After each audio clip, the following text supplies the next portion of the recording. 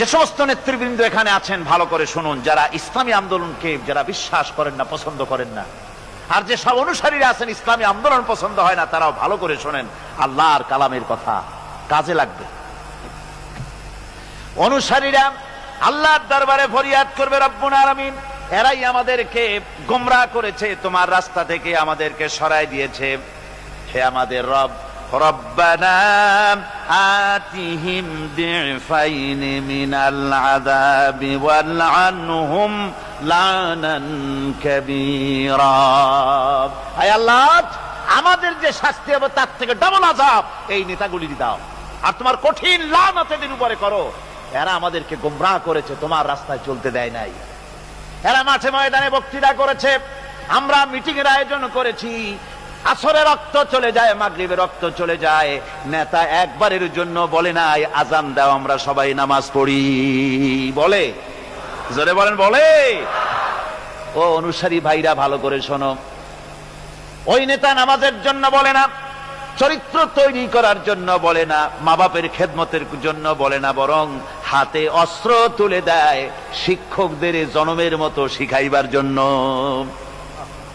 সমস্ত কলেজ ইউনিভার্সিটিগুলি সব এখন মিনি ক্যান্টনমেন্ট।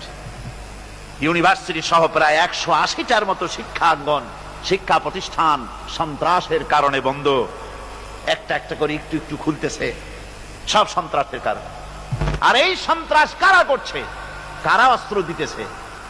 ছেলেরা, তোমরা বুঝতে পারো নাই, তোমাদের হাতে কলম শোভা পায়, তোমাদের হাতে বই শোভা পায়, তোমাদের হাতের কলম তুলে নিয়ে হাতে যারা স্ট্যান্ড গান তুলে দেয়, তারা তোমাদের বন্ধু নয়, নেতা নয়, বরং তারা তোমাদের জীবনের দুশ্মন।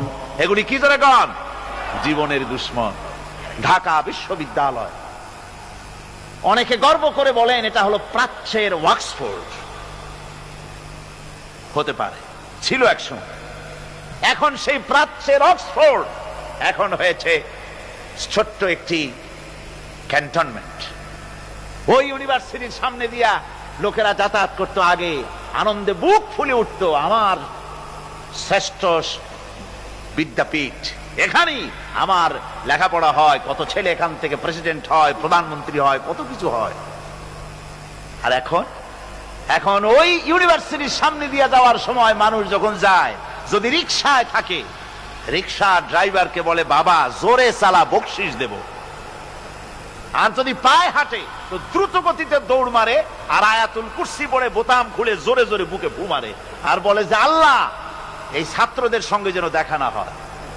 আমার ভাইজান আল্লামা হযরত মাওলানা সৈয়দ কামাল উদ্দিন জাফরি মদ্দাজিল্লাহুল আলী আমাকে বলছিলেন যে আসলে কোরআনের আয়াত দিয়ে আমাকে বলছিলেন যে ঢাকা বিশ্ববিদ্যালয় এর চতুর্দিকে একটা বড় প্রাচীর তৈরি করা উচিত, যেমন ইয়াজুজ মাজুজের জন্য প্রাচীর তৈরি করা হয়েছিল। কোরআন শরীফে আছে। ইয়াজুজ মাজুজের জ্বালায় যখন এলাকার লোক টিকতে পারে না, তখন জনগণ বলেছিল ইয়া যাল কারনাইন, আমরা আপনাকে সাহায্য করব, খরচ দেব, সরকারি খরচ আর আমাদের খরচ নিয়ে একটা প্রাচীর করে দেন যে ইয়াজুজ মাজুজরা যেন বাইরে যেতে না পারে। আজকে অবস্থা কি হয়েছে? পুলিশ পর্যন্ত হয়রান, ওদের মার দেখা পুলিশ বাবারে মা কই দৌড় দেয় আরেক দিকে।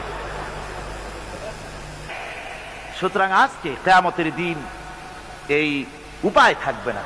আল্লাহ পাক এখানে অনেক সেলুট পাওয়া যাবে, এখানে দেখেন না, বাঁচলেও সেলুট, আবার যখন মরার পরে রাষ্ট্রপ্রধান মরছে অথবা তার পাশাপাশি কেউ মরছে, কামানবাহী শকটে করে নিয়ে যায় আর্মিরা লেফট রাইট করতে করতে, কামানবাহী শকট